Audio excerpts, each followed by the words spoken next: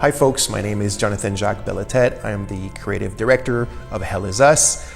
Today I'd like to take a bit of your time to talk about the 3 distinct narrative layers, but also how we created this game from scratch and the kind of like processes that brought us to its world, its gameplay, and these 3 narrative layers.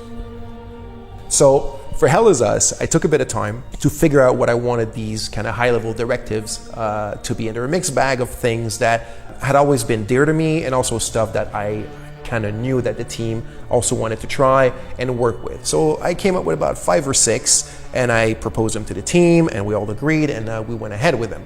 So the first one at the top of the list is exploration and discovery. When it's truly player driven, when it's like player cognitive abilities that are putting 2 and 2 together to discover the secrets of the game through your exploration. So the second one is pretty much I guess the main theme of the game. It's human emotions and passions, and specifically how they relate to human conflicts, all the horrors and the atrocities and the bloodshed that we can bring upon one another. The third one is the Civil War, and as you can see, this relates right away to the second one about the passions and the emotion. The fourth directive was the combat system of the game had to be a third-person melee combat with melee weapons. The fifth directive was that the game had to take place within a contemporary setting. As you can see, this brought a bit of a challenge how to justify the third-person melee combat in a contemporary setting. And the sixth one is I wanted to make sure that the enemies in the game were not humans and we would not bring any harm to human beings.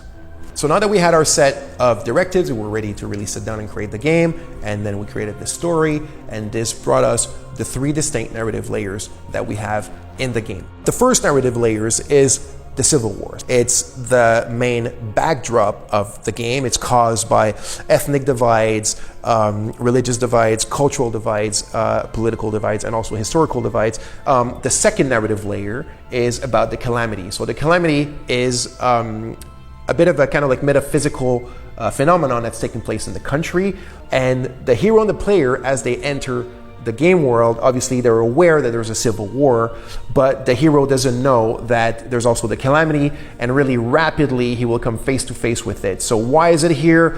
Where is it from? What is it connected to? And what's its link with the people, the civil war, and the history of the country? The third narrative layer is the family. So this is something that's really dear to me, and mostly when we look at it through the lens of conflicts, war, civil war, and whatnot, because families are often one of the first victims of conflicts, especially children as well. But our hero was actually born in the hermit state, but his parents smuggled him out when he was 5 years old. He's always wanted to come back because he's got questions, right? He wants to know, who they are, why did they abandon him, and also who is he, because he's missing that part of himself that your parents kind of provide you.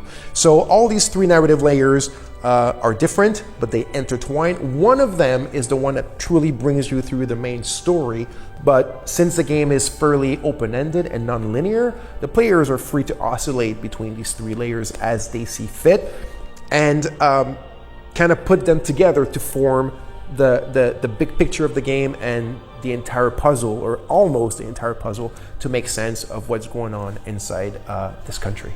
So in the near future, we'll talk a lot more about these things and a lot more details. This was it for now. I hope you enjoyed. Thank you for watching, and see you soon.